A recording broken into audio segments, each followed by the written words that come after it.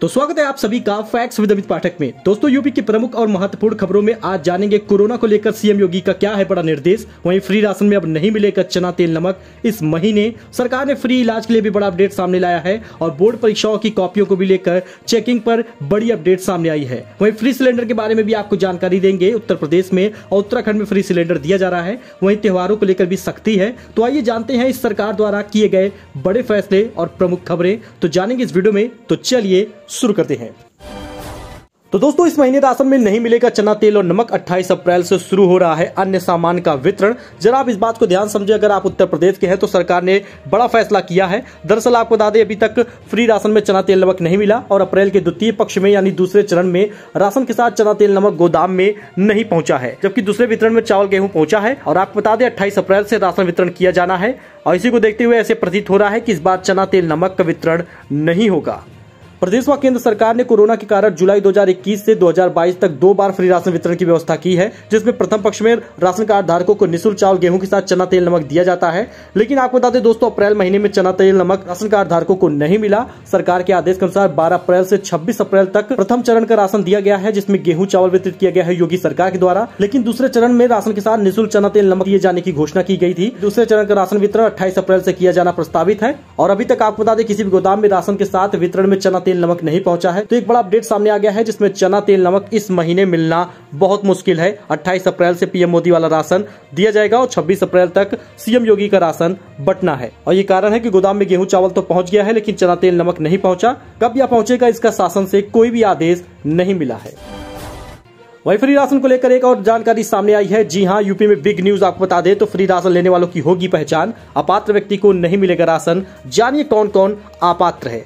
यानी आपको बता दें तो राजधानी लखनऊ में गरीब लोगों को राशन कार्ड नहीं बन पा रहे हैं। अब शिकायत डीएम अभिषेक प्रकाश के पास पहुंची तो अब बता दें तो सभी राशन कार्ड धारकों की जांच होगी। जो इसके पात्र हैं उन्हीं को इसका लाभ दिया जाएगा। आपूर्ति विभाग के अधिकारियों ने डीएम को बताया कि ग्रामीण क्षेत्र में लगभग 80% आबादी का लक्ष्य पूरा हुआ है, जबकि शहरी क्षेत्र में लगभग 65% लोगों का लक्ष्य प्राप्त किया गया है। तो राष्ट्रीय खाद्य सुरक्षा अधिनियम 2013 के तहत व्यक्ति, परिवार, पात्र, गृहस्थी व अंत्योदय अन्य योजना में फ्री राशन दिया जा रहा है। लेकिन कुछ मानक बनाए गए हैं जिनके अंतर्गत आने वाले लोग या परिवार इस योजना का पात्र नहीं होंगे तो उनके राशन कार्ड को निरस्त किया जाएगा। कौन अपात्र होते हैं इसको भी आप समझ लीजिए। यदि परिवार का कोई सदस्य आयकर दाता है या सरकारी सर्विस में है, परिवार को किसी भी सदस्य के स्वामित्व में 4 पहिया वाहन या ट्रैक्टर या हार्वेस्टर अथवा एयर कंडीशनर अथवा 5 kVA या उससे अधिक क्षमता का जनरेटर होगा तो वो अपात्र है। ग्रामीण क्षेत्र में ऐसे परिवार जिसके पास किसी भी सदस्य के पास अकेले या सदस्यों के स्वामित्व में 5 एकड़ से अधिक सिंचित भूमि है, या ग्रामीण क्षेत्र में ऐसे परिवार जिसके समस्त सदस्यों की आय 2 लाख रुपए या वार्षिक से अधिक है, तो ऐसे परिवार जिनके सदस्यों के पास एक से अधिक शस्त्र का लाइसेंस है, इन लोगों को राशन नहीं मिलेगा और राशन कार्ड स्थगित किया जाएगा। योगी सरकार का सख्त रुख। यूपी में अवैध रूप से चल रहे ऑटो टैक्सी पर होगी कार्रवाई। जरा आप इसको समझे दोस्तों। उत्तर प्रदेश सरकार ने विभिन्न शहरों में अवैध रूप से चलने वाले टैक्सी, बस, ऑटो और संचालकों के खिलाफ कार्रवाई करने के लिए विशेष अभियान शुरू किया है।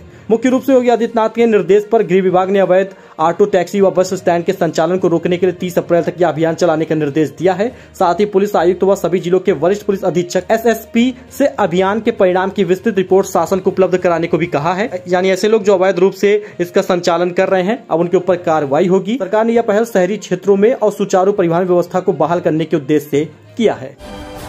अब मरीजों को बड़ी राहत मिली है। जी हां, महंगी जांच से मिलेगी छुटकारा, कम पैसों में बेहतर इलाज दिलाएगी योगी सरकार। अगर आप उत्तर प्रदेश के हैं तो जरा इस बात को ध्यान समझे, क्योंकि आयुष्मान योजना के तहत पंजीकृत रुपए का इलाज सरकारी और निजी अस्पताल में आप करा सकेंगे। योजना के तहत पंजीकृत कोई भी मरीज साल भर में 5,000 रुपए या उससे अधिक का रेडियोलॉजी जांच करा पाएगा। इससे महंगी जांच कराने के लिए खुद भुगतान करना पड़ता था, लेकिन अब पैकेज में बीमारी के हिसाब से जांचों का इलाज अब बिल्कुल फ्री होगा। इन जांचों में आ रही थी दिक्कत, यही कारण था कि अब इलाज फ्री होगा। जांच के लिए 5,000 रुपए शुल्क तय रहने से कैंसर, न्यूरो या दिल जैसी गंभीर बीमारी से जूझ रहे मरीजों को दिक्कत हो रही थी। अब एमआरआई जैसी जांच 3500 रुपए या 7,000 रुपए तक होती है। वहीं पैट स्कैन 11 से 15,000 रुपए तक होती है और सीटी स्कैन 1,000 रुपए या 1,500 रुपए तक होती है। तो ऐसे इलाज अब आयुष्मान योजना के अंतर्गत काफी सस्ते रूप में होंगे और ये जो सीमा थी वो भी हटा दी गई है 5,000 रुपए की।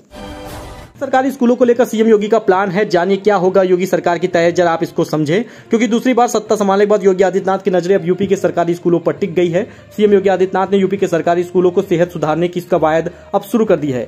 योगी सरकार ऑपरेशन कायाकल्प के तहत स्कूलों को स्मार्ट बनाने की तैयारी कर रही है। सूत्र के अनुसार योगी सरकार अपने दूसरे कार्यकाल में ऑपरेशन कायाकल्प के प्राथमिक और माध्यमिक स्कूलों को स्मार्टनेस को और बढ़ाने जा रही है। इसके लिए उसने पूरी तैयारी कर ली है। यूपी के प्राथमिक विद्यालयों में बच्चों के लिए अनुकूल फर्नीचर जैसे टेबल, बेंच और कई चीजों की व्यवस्था होगी। साथ ही स्मार्ट क्लास भी बनाए जाएंगे। वहीं रमजान, ईद और अक्षय तृतीया को लेकर सीएम योगी ने दिया निर्देश, जानिए क्या कहा है। आपको बता दें, उत्तर प्रदेश के मुख्यमंत्री योगी आदित्यनाथ ने आने वाले त्योहारों को मद्देनजर सोमवार को शासन और प्रशासन के अधिकारियों को जिम्मेदारी और जवाबदेही तय करने के लिए पुलिस को अतिरिक्त तौर पर संवेदनशील रहने की हिदायत दी और दो टूक कहा कि माहौल खराब करने की कोशिश करने वाले पर अराजक तत्वों के साथ पूरी कठोरता की जाए। ऐसे लोगों के लिए सभ्य समाज में कोई स्थान नहीं होना चाहिए। तो मुख्यमंत्री योगी आदित्यनाथ ने रमजान, ईद और अक्षय तृतीया जैसे त्योहारों को लेकर सोमवार को वीडियो कॉन्फ्रेंसिंग के जरिए आयोजित समीक्षा बैठक में अधिकारियों को दिशा निर्देश दिया है। उन्होंने ये भी स्पष्ट किया कि नई जगहों पर माइक लगने की अनुमति नहीं दी जाए। उन्होंने ये भी कहा कि बिना विधिवत अनुमति के शोभा यात्रा, धार्मिक जुलूस जैसे निकालनों पर भी रोक लगाई जाए। अनुमति देने से पूर्व आयोजक से शांति सौहार्द कायम रखने के लिए शपथ पत्र भी लिया जाए। अनुमति केवल उन्हीं धार्मिक जुलूसों को दिया जाए जो पारंपरिक हो और नए आयोजनों को आवश्यक अनुमति न दी जाए। वहीं कोरोना अलर्ट, दिल्ली में लगातार तीसरे दिन 1000 पार कोरोना केस, एक्टिव मरीज 2.5 महीने में सबसे ज्यादा। देश की राजधानी दिल्ली में कोरोना के मामले लगातार बढ़ रहे हैं। लगातार तीसरे दिन भी कोरोना के नए मामले 1000 पार हुए। इसके साथ ही एक्टिव मरीजों की संख्या 2.5 महीने में सर्वाधिक हो गई। कोरोना से पिछले 24 घंटे में एक मरीज की मौत भी हुई। वहीं महाराष्ट्र में भी कोरोना के 144 नए केस सामने आए, जबकि 2 लोगों की मौत हुई।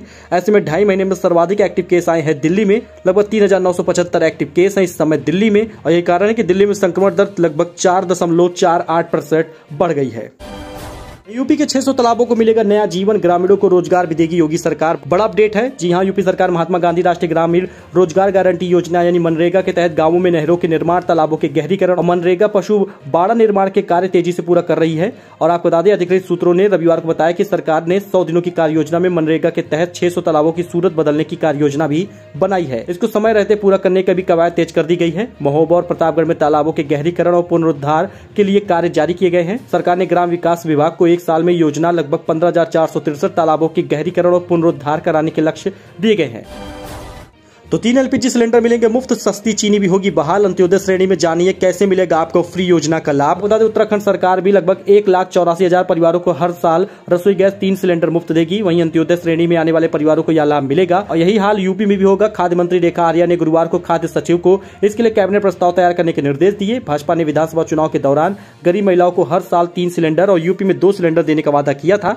इसके साथ ही सस्ती चीनी देने का भी विचार किया जा रहा है। अगली कैबिनेट में आएगा इसका मामला। विधानसभा स्थित अपने कार्यालय में खाद्य विभाग की समीक्षा करते हुए आर्य ने कई अहम निर्देश दिए। बैठक के बाद मीडिया से बातचीत में उन्होंने कहा कि राज्य सरकार प्रदेश के प्रत्येक जरूरतमंद व्यक्ति के साथ खड़ी है। इसी के तहत मुफ्त गैस सिलेंडर योजना को लागू किया जा रहा है। आने वाले कैबिनेट बैठक में इसका प्रस्ताव लाया जाएगा और प्रथम चरण में इसके अंत्योदय परिवारों को लाभ मिलेगा।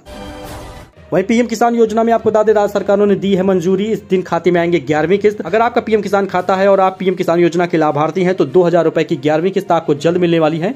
मीडिया रिपोर्ट के अनुसार 3 मई को खुद पीएम मोदी किसान सम्मान निधि योजना जारी करेंगे।